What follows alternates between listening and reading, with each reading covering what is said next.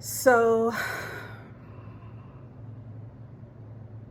tonight's remote view is called The Reckoning. It's also the name of Mary Trump's latest book, I believe. Is it Mary Trump that wrote Reckoning? I think so.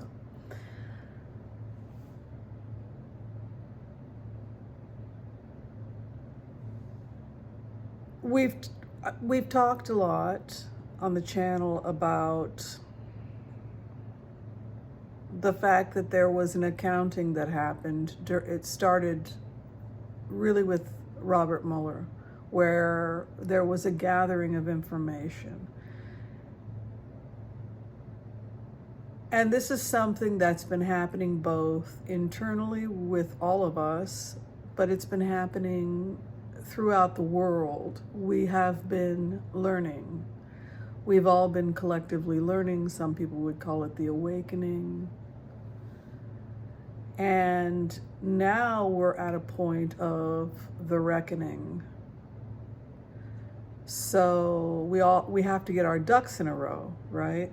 It's interesting that this is also before Passover, because from a spiritual perspective,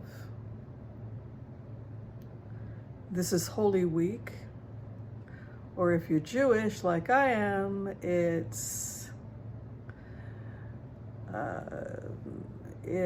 you're up against, time. You've got to clean the house. We've got, it's that last stretch of getting all the chametz, all the breadcrumbs out of the house. I'm doing good, by the way. So, letting the past go is a lot of the theme of this time of the year. Getting out of Egypt, letting go of the things that shackle us. In the Jewish tradition, the calendar is a circle, and we return back to that energy at that time. It's lunar, it's a lunar calendar. So we go back to that energy every year. So this is an energy where we again reincarnate back to that opportunity where we can challenge ourselves to get out of the things that enslave us. For me, it was a relationship, right? I was connected to somebody. Relationships go through a process, just like life, where it has a beginning, a middle, and an end. And sometimes when something dies, we get trapped. We get trapped in one of the phases of the death and dying process. One of those phases is anger. And anger comes up sometimes when we are afraid that something is dying. It's slipping away. We're terrified. We're terrified we're going to die. We're terrified the relationship is going to die. And so we start to become angry and infuriated. We're also terrified, perhaps, that we are unlovable, that the people that know us the best will remind us of that we cannot be loved, that our core can be seen and not loved. So all of those themes are part of coming out of Egypt. Seeing things as they are. And the reckoning.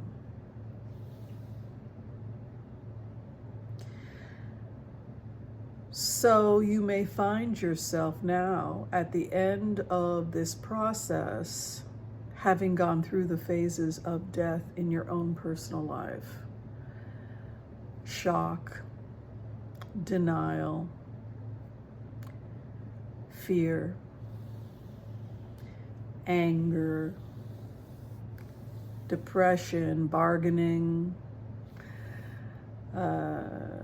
bargaining, depression, acceptance.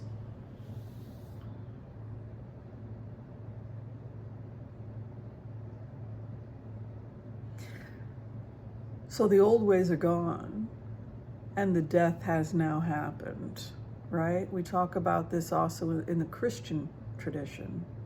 And now comes the death. So we are experiencing the reckoning, right? The trial.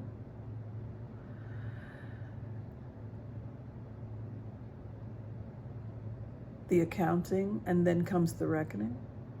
The death in the Christian tradition, where there's an actual physical, someone actually dies. So now we've come to the reckoning, now we've come to the death process, we've come through that death process, and now as we let things go, hopefully we're all starting to feel a little bit better. And we've been able to have closure with those relationships from the past and forgive ourselves for whatever mistakes we've made and apologized to whoever we've needed to apologize and committed ourselves to becoming better human beings, which is the only thing that we can do. And you're free. And you think, well, that's it. But that's not it, because what comes next is the resurrection, which means that we're entering into a time that's really quite hopeful, when all of us will have an opportunity to reinvent ourselves, reinvent and rediscover one another, and reinvent and rediscover new relationships, perhaps within old relationships. And it's going to be very interesting to see how these themes play themselves out in the coming months, as we process them internally and spiritually, and as we see them play themselves out globally, politically, etc. Thanks for watching.